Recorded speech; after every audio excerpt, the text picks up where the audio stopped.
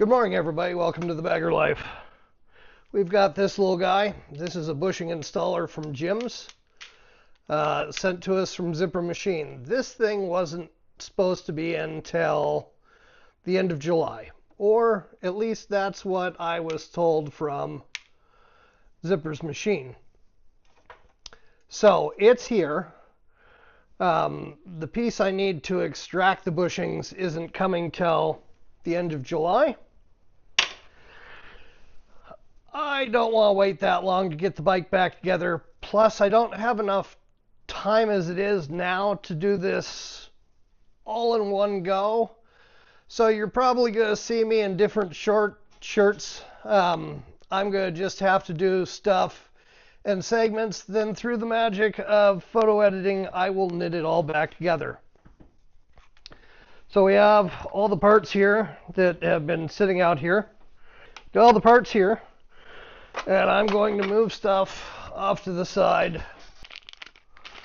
So this is the Harley bushings that I previously got from the Willamette Harley Davidson. Great guys over there. New rods.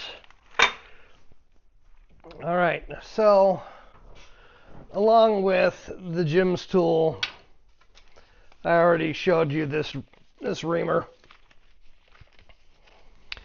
And so this is really the one thing that you have to make this whole thing work. You probably don't have to have the expensive installer. As we're hopefully going to find out, you don't have to have the expensive removal tool. All right, well, that rod came out of there fairly easily. I'd like to be able to do these both at the same time. There we go. Now put that back up there.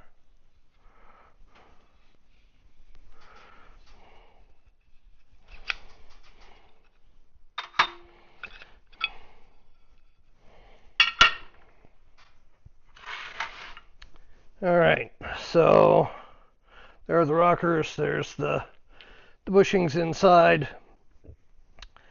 They're worn out. Now I need to figure out how to get those out of there, and I don't know.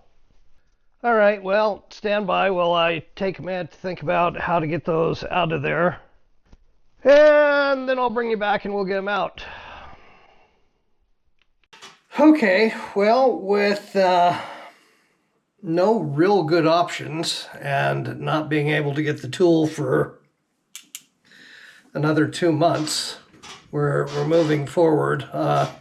Sort of looked through what I had, and what I was thinking about doing was just taking a giant tap and running it up in there and getting a small bite on it, and then having something that I could have grab onto that bushing and push it out, but I don't have a tap that big. So what I do have is a punch, and I've taken a file and I've broken the edge on the punch so there's no sharp edges that'll mar the inside of the work. And this is what we're going to try. All right, so I've got the work in the vise, and I've got a light bite on it, and I'm just going to try to go in there and work my way around the edges and get this thing to come out.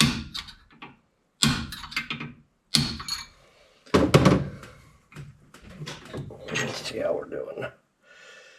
And there you go. It's not moving at all.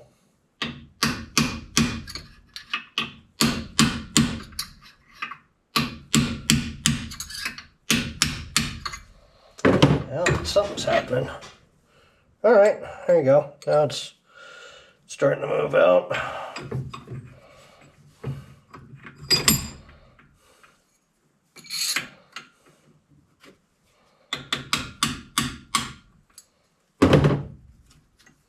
And they appear to be a split ring design, but I don't see that split on the inside. All right, so there's one.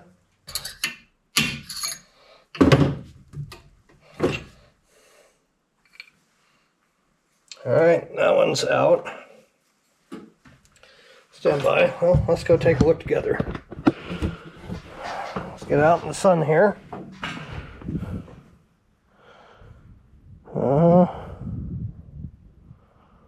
At least through the camera, it really doesn't appear that we've marred anything.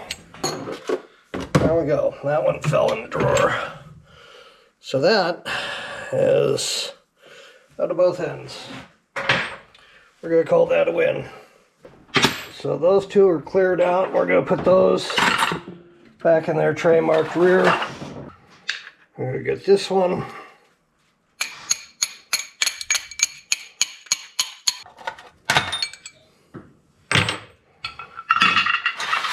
Set back in there. I'll back over the vise.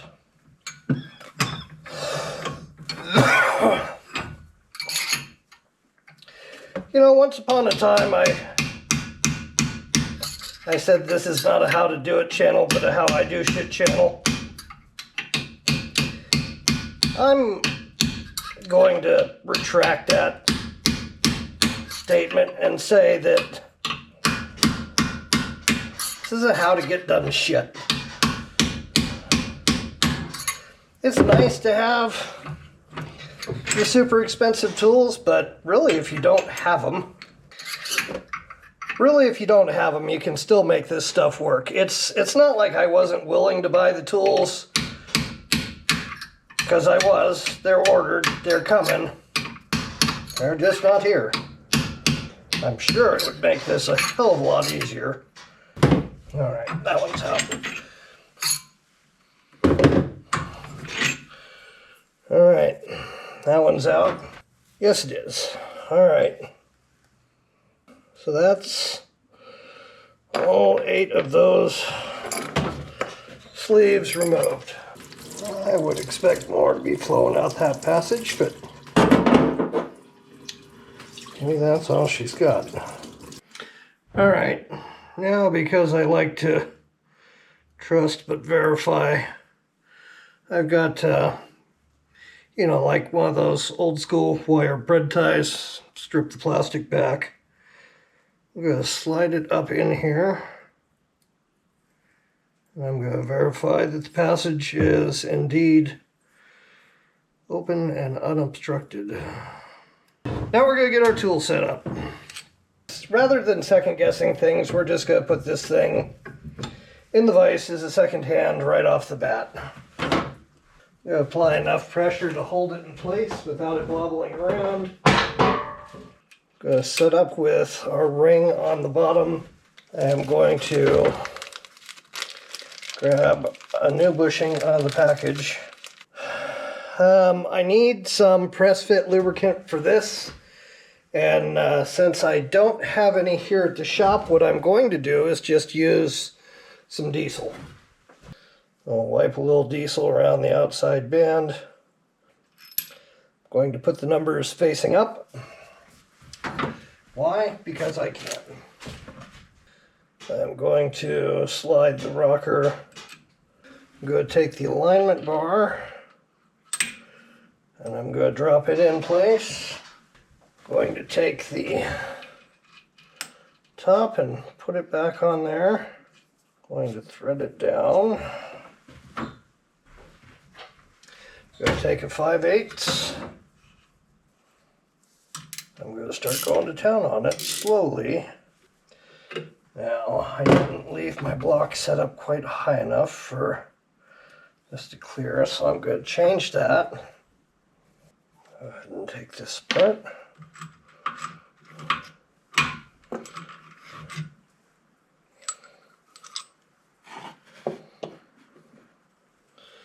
And there you have one bushing pressed in. Now that that one is installed there all the way, we're not going to reinstall the centering bushing.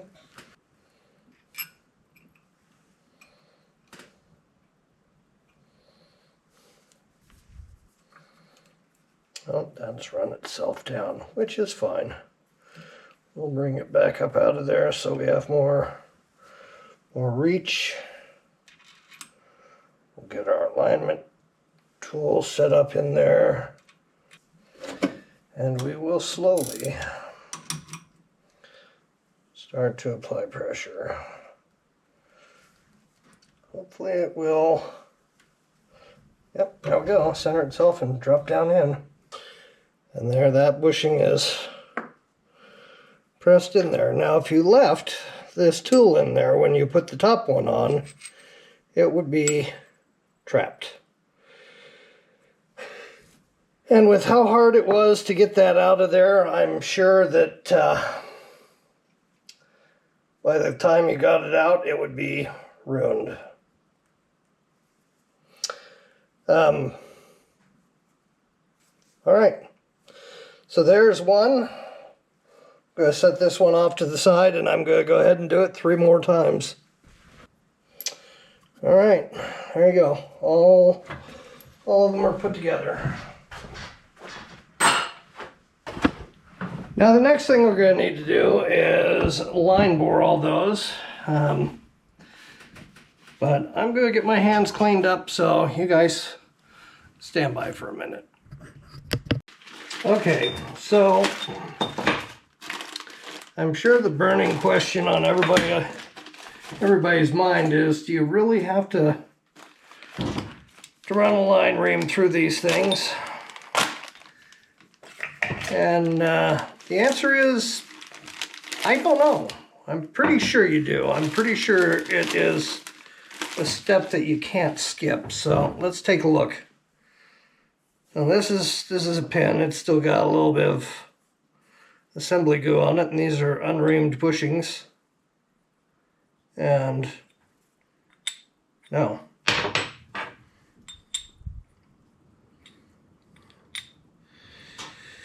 They do not drop in there. Okay, so what I'd like to use onto the end of this is a tap handle. But apparently the tap handle I have is just a little too small to fit that piece.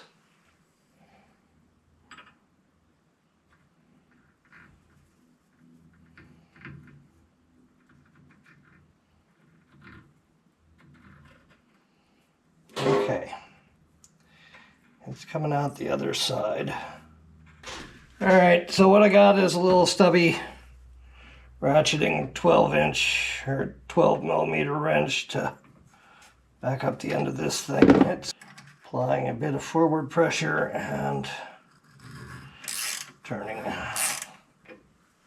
Alright, we're going to go to a little bit longer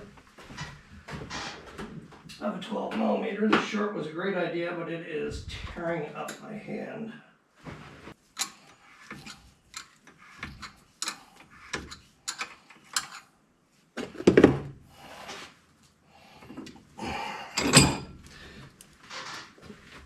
Just gonna have to finish off that last little bit by hand, I guess. So let's get this cut piece over to the parts washer. Get all the chippies flushed out of it. One clean and lined board piece.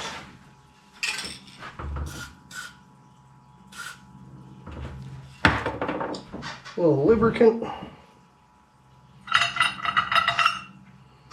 New pin. No, absolutely no shake. Slips in there. Everything's lined up. So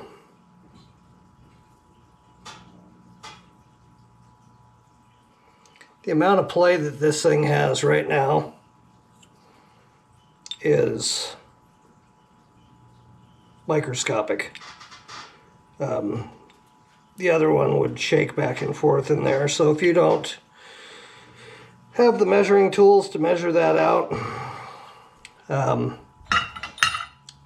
they should slip in there and you should really feel no shake. If there's shake in there, then you probably have a problem. All right, well, that wasn't the easiest thing in the world, but I did get it done, and now I'm going to do it 3 more times. So after I get that done, I'll bring you back and we'll move on to the next step.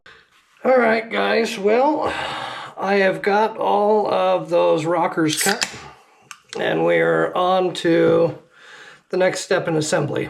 So the plates have all been cleaned up. We verified that the holes in the breather channels aren't plugged. And now we're going to get ready to go back together. So in these plates, you have the big cutouts. That's where your rods come through. You got the little lifter rod cups, and that's how they're going to set in there. Lifter rod cup, lifter rod cup. I don't know if anybody would be tempted to do this, but this is regular red heavy-duty bearing grease. Don't use it. Permatex aluminum and or copper never sees. Don't use it. Use some kind of assembly lube. Got the rods over here in the parts washer tank, and I've got them all washed down and cleaned up. All the packing anti-rust off of them. Remember, you probably don't want to reuse your old rods. They do have wear on them. Doesn't look like there's much wear, but that is definitely wear on there. And what you're trying to do is pump the interior of these guys up with oil, and if you have too much clearance on the end, you're losing it at the ends and you're starving your top end for oil. Now, we don't have to go absolutely nuts with this stuff. We just want to use enough so that all the surfaces are coated with, oh no, everything's coated with some assembly lube. So when we fire this thing up for the first time,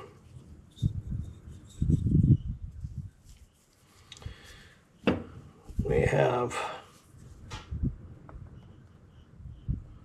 some lubrication on our fresh parts. Man, this stuff is extra fucking stringy today. All right. So that is going to set in there like that, and the rod, let's get the pin lined up. The rod and the pin will line up on the side, and it'll just go in there.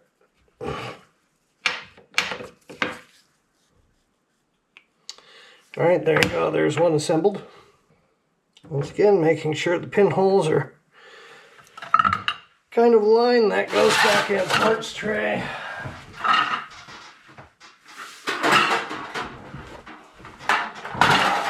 Bring over the next one.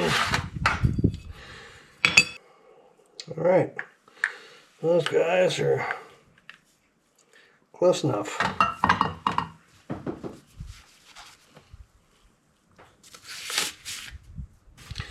Glove comes off, all the mess goes away.